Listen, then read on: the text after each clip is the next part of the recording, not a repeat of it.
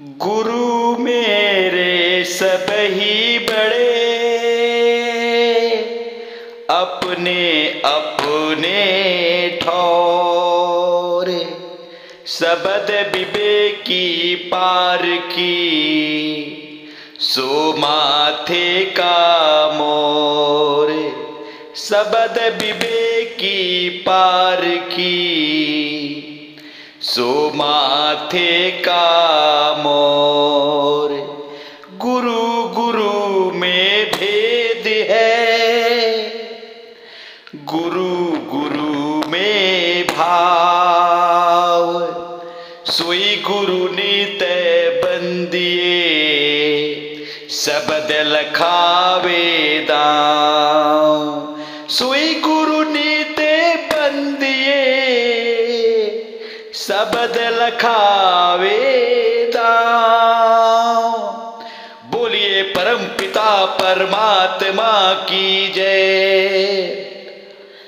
सदगुरु भेदी गुरु साईं अरुण जी महाराज की जय। सभी संतों की जय, सगल जीव हंसों की जय। सत साहेब सत साहेब सत साहेब जी। संतों, आज शब्दों की भरमार लगी हुई है। एक एक शब्द जो संसार में बोला जाता है, चाहे साखी के रूप में हो, चाहे शब्द, चाहे रमैनी, चाहे दोहा, चाहे चौपाई, चाहे छंद, चाहे सोरठा, चाहे रुबाई, कोई भी शब्द हो जो हम प्रकृति में बोलते हैं, परमात्मा पार ब्रह्म इन शब्दों से न्यारा है, इन शब्दों से परे है। साखी शब्द, रमैनी, दोहा, चौपाई, सोरठा, छंद, रुबाई इनसे परे है, इनसे परे है। परमात्मा निअक्षर है। परमात्मा कोई अक्षर नहीं है, अक्षर नहीं है, अक्षर के पार है। अक्षर कहते हैं जीव को, और परमात्मा अक्षर के पार है। अक्षर कहते हैं इस सृष्टि को, माया को। अक्षर में सब कुछ आ जाता है। दोहा, चौपाई, सोरठा, रमैनी, छंद, जो कुछ भी है, ये माया प्रकृति, ये सब क्षर में आ जाता है, क्षर में आ जाता है। परमात्मा क्षर और अक्षर से परे है, क्षर और अक्षर से परे है। निअक्षर है, निअक्षर है। परमात्मा कोई अक्षर नहीं है, अक्षर नहीं है। परमात्मा निशब्द है, निशब्द है, निशब्द है। परमात्मा कोई शब्द नहीं है, शब्द नहीं है, कोई आवाज नहीं है। परमात्मा साउंडलेस है, साउंडलेस है। शब्दे कहूं तो शब्दे नाही, शब्द भया माया के छाही। दो बिन होए न अधर आवाजा। क्योंकि अगर परमात्मा को मैं शब्द कहता हूं तो परमात्मा जो है शब्द भी नहीं है, शब्द भी नहीं है। जो प्राकृतिक शब्द है, ये दो के टकराव से इसमें से आवाज निकलता है। परमात्मा निशब्द है, निशब्द है। परमात्मा कोई आवाज नहीं है, परमात्मा कोई धुन नहीं है, परमात्मा कोई साउंड नहीं है। ये तो प्राकृतिक में ये समझाया जाता है, समझाया जाता है प्रकृति के भाषा से। परमात्मा प्रकृति के भाषा से परे है। संत समझाते हैं, समझाते हैं कि परमात्मा कोई शब्द नहीं है, परमात्मा निशब्द है। परमात्मा की जो आवाज है, जो साउंड है, वो निशब्द है। किसी टकराव से वो आवाज नहीं आ रही है। स्वमेव स्वमेव परमात्मा की आवाज आपे आप हो रही है, इसीलिए इसको निशब्द कहा गया। ये आवाज आत्मा को समझ में आती है, आत्मा को समझ में आती है, आत्मा को अनुभूति होती है। जो प्राकृतिक शब्द है, प्राकृतिक आवाज है, ये दो के टकराव से होता है। ये आवाज प्रकृति का भी ये सूक्ष्म आवाज है। जो 5 तत्वों की आवाज है सूक्ष्म है, समझ में नहीं आता, इसी को शब्द मान लेते, इसी को निशब्द मान लेते हैं। लेकिन ये शब्द निशब्द नहीं, इस आवाज में बदलाव है। कानों में उंगली डालते हैं, शंख की आवाज, बीड़ा की आवाज, बांसुरी की आवाज, घंटे की आवाज, यानी जो आवाज आ रही है ये बदलती हुई आ रही है, बदल रही है। ये निशब्द परमात्मा नहीं हो सकता। परमात्मा की जो आवाज है वो एक ताल, एक लय, एक रस, एक सुर है। परमात्मा निशब्द है। परमात्मा इस प्रकृति के शब्दों से परे है। परमात्मा शब्दातीत है। परमात्मा अक्षरातीत है। और परमात्मा नितत्व है। नितत्व है।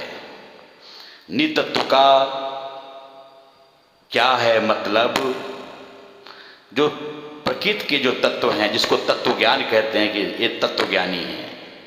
जो प्रकृति के तत्व हैं, धरती है, जल है, अग्नि है, हवा, आकाश, 25 प्रकृति, 3 गुण, ये जो प्रकृति के जो तत्व हैं इसको तत्व ज्ञान कहा गया। तत्व ज्ञान कहा गया।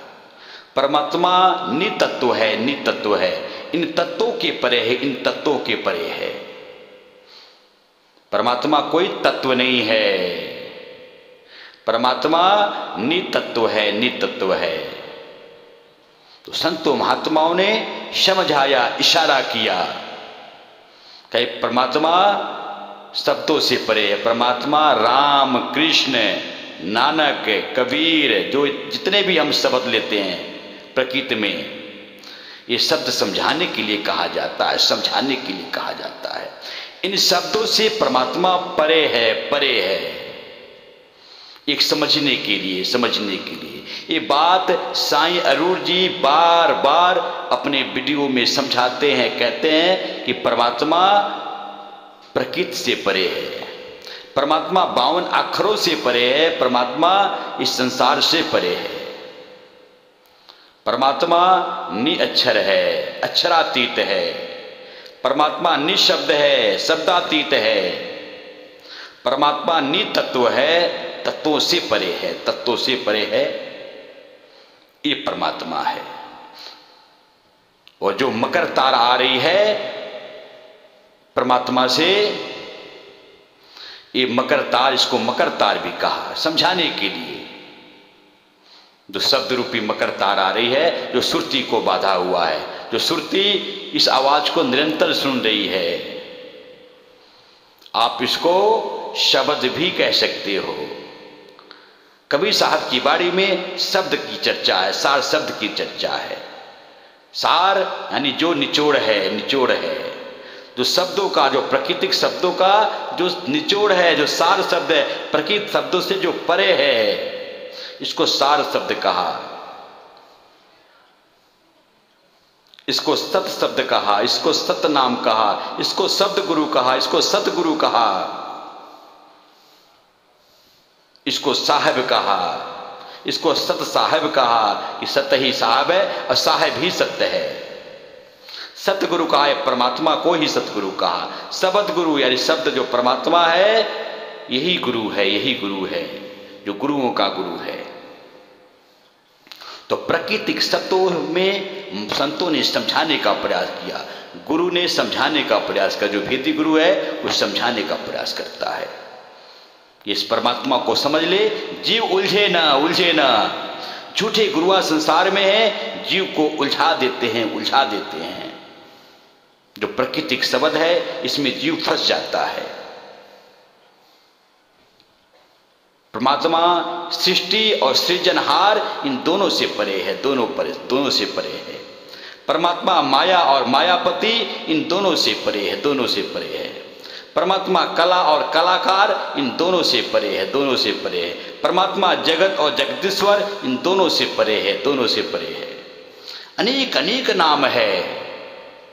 लेकिन कहीं कहीं ये भी बात कही जाती है, जो साखी है कि स्वामी केवल एक है जो सबका सृजनहार। जो स्वामी बनके फिरे बहुत पड़ेगी मार, बहुत पड़ेगी मार।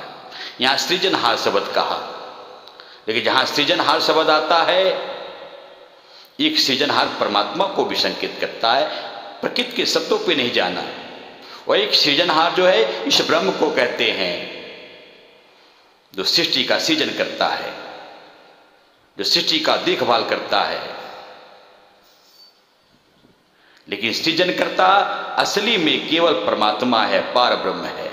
ये तो समझाने के लिए है, समझाने के लिए है। परमात्मा नहीं होता तो सृष्टि की सृजनता कैसे होती, इनको काम कैसे मिलता। चाहे ब्रह्मा है, विष्णु है, शिव है, चाहे आदि माया है, चाहे ब्रह्म है, इनको काम कौन देता। तो सर्वप्रथम जो है परमात्मा ही अव्वल है, परमात्मा ही सब कुछ है। लेकिन राम रहीम के झगड़े केवल यही है, इसी संसार में है। जो राम रहीम का झगड़ा है, अल्लाह राम का झगड़ा है, केवल ये प्रकृति में है, संसार में है। अब परमात्मा ये राम रहीम के झगड़े से परे है। जब तो कहा कि परमात्मा को शब्दों में नहीं बांध सकते, शब्दों ने भी नहीं बांध सकते। परमात्मा को हम गिनती नहीं गिन सकते कि परमात्मा एक है। परमात्मा एक भी नहीं है, परमात्मा अगणित है। परमात्मा गणना में नहीं आता, गिनतियों में नहीं आता। परमात्मा जैसा है वैसा है। परमात्मा शून्य के परे परम शून्य है, परम शून्य है। एक कहूं तो है नहीं, दो कहूं तो गारी, जैसा है वैसा कहूं कहे कबीर बिचारी। भाई परमात्मा एक भी नहीं है, दो भी नहीं है। एक दो जो है गिनती में आता है, एक के बाद दो, दो के बाद तीन, तीन के बाद चार, ऐसे गिनती होती है 100 तक। इसीलिए परमात्मा इस प्रकृति के शब्दों में नहीं है, परमात्मा शब्दातीत है, शब्दातीत है।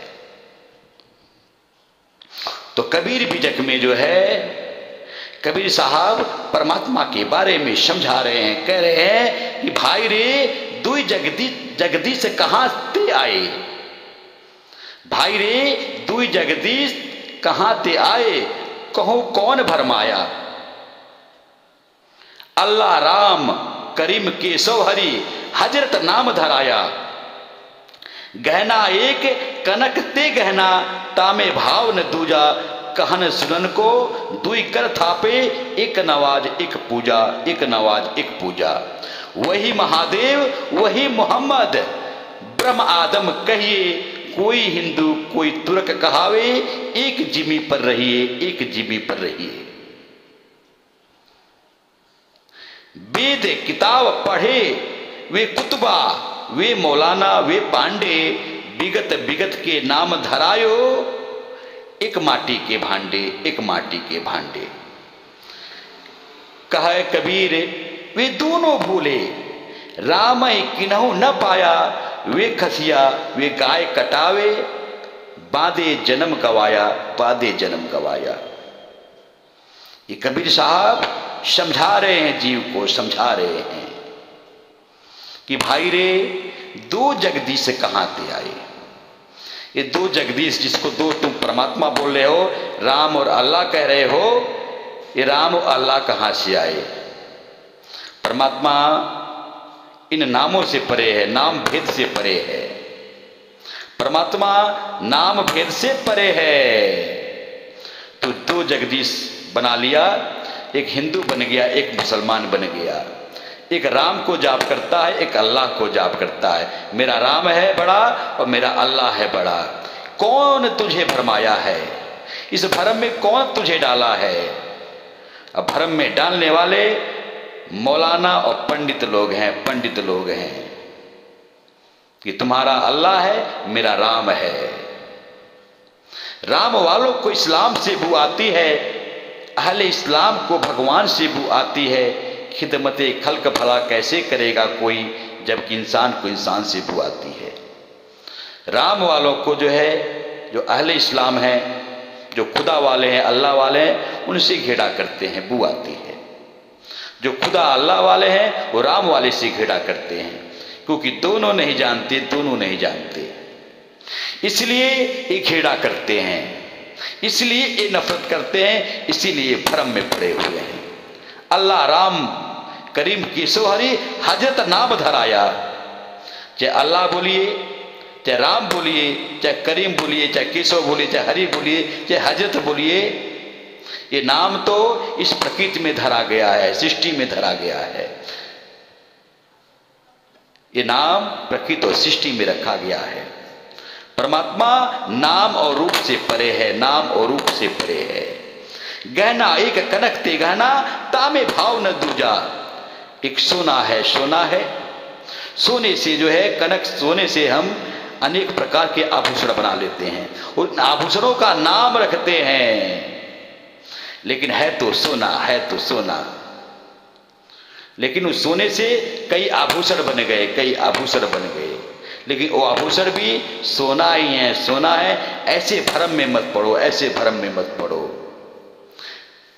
दूजा, दुई का भाव मत रखो, दुई का भाव ना, वो एक ही है परमात्मा, एक ही अल्लाह है, एक ही राम है, एक ही रहीम है, एक ही केशव, एक ही हरि है, एक ही हजरत है। ये नाम अलग अलग धरा गया है प्रकृति में। ये भेदी गुरु समझाता है। जब भेद मिलता है, परमात्मा की अनुभूति होती है, तो नाम रूप से परे जीव हो जाता है। समझ में आ जाती है कि नामों में रूपों में कुछ नहीं रखा हुआ है। कहन सुनन को दुई करे थापे, एक नमाज एक पूजा। कहने सुनने में दोनों जो है, एक नमाज रोजा रखता है, एक पूजा करता है। ये भी कर्म कांड है, कर्म कांड है, वह आडंबर है। परमात्मा पार ब्रह्म जो है, इन नमाज और पूजा से परे है, पूजा से परे है।